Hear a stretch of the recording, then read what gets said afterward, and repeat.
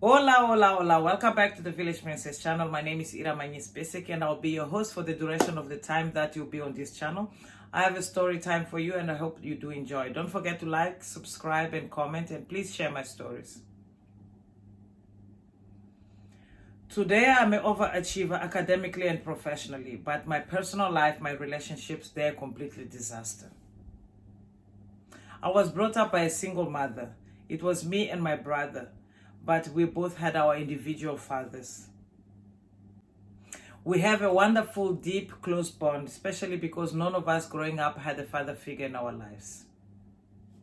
My mother is a beautiful woman who used her looks most of her life to get what she wanted from the man she got herself involved with.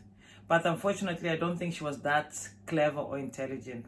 Pardon me for saying that, because it was never a long-term favors that she got from the man. It was always immediate favors. And as far as I can remember, there were so many men that they came in and out of her life. I mean, of our lives, me and my brother's life.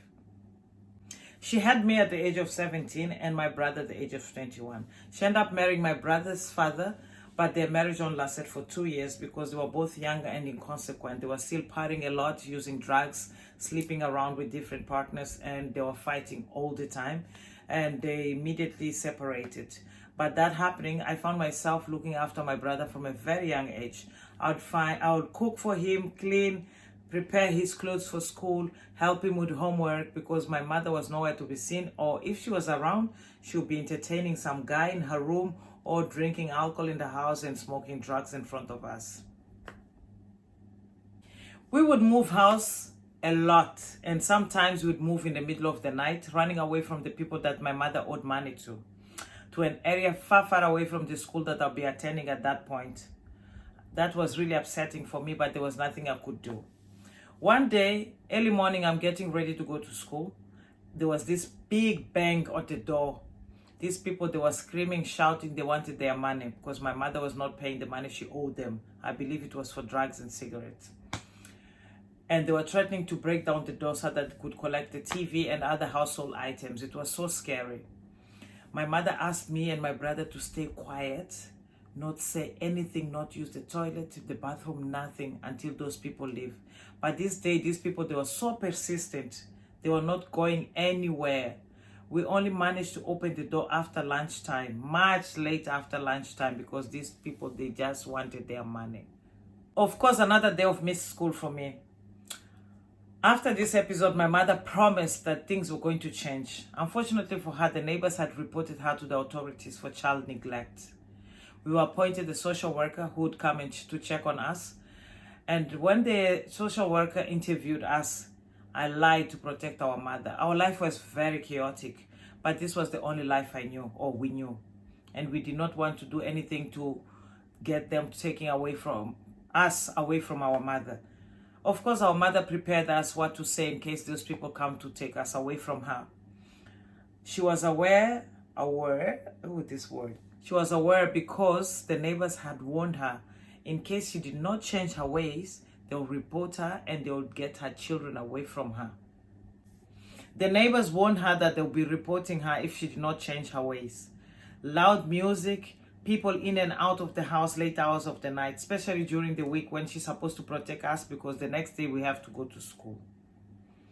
After that, my mom applied for unemployment fund, and we were appointed a legal guardian who would be coming to supervise about our well-being.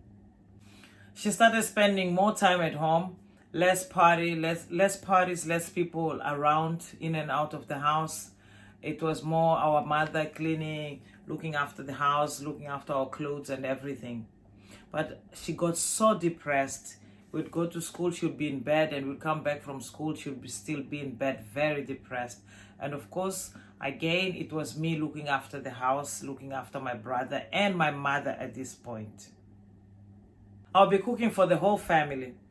Some days my mom would be crying, apologizing for not being a good mother. And she knew that she was the one who was supposed to be looking after me and my brother, but it was not the case. It was me who was looking after the whole family.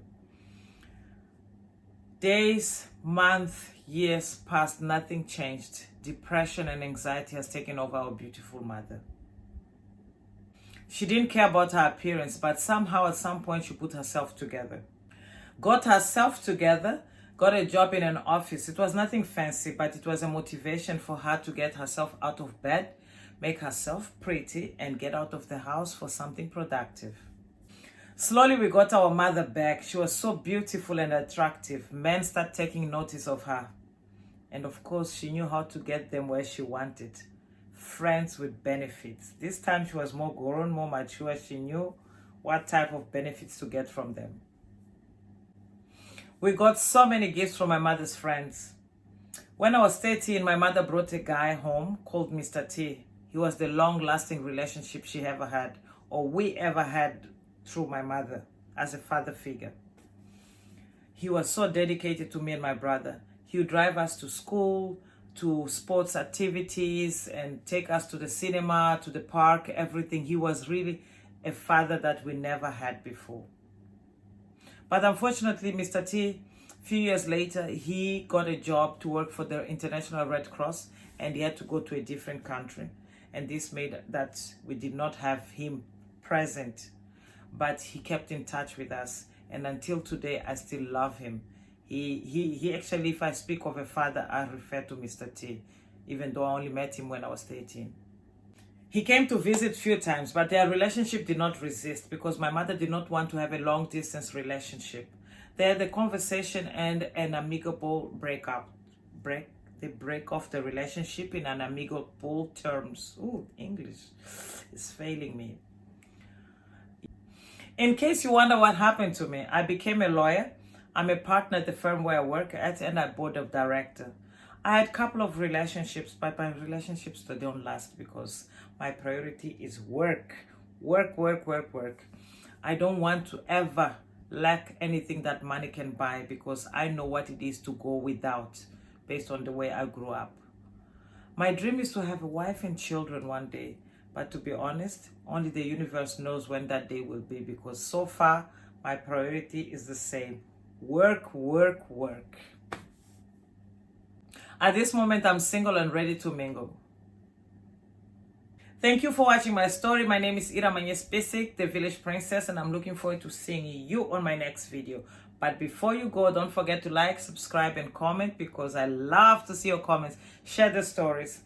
If you have a story for me, write to me at iramanyis@gmail.com, and I'm looking forward to read or tell your story on my own way. Goodbye. Goodbye. Mwah.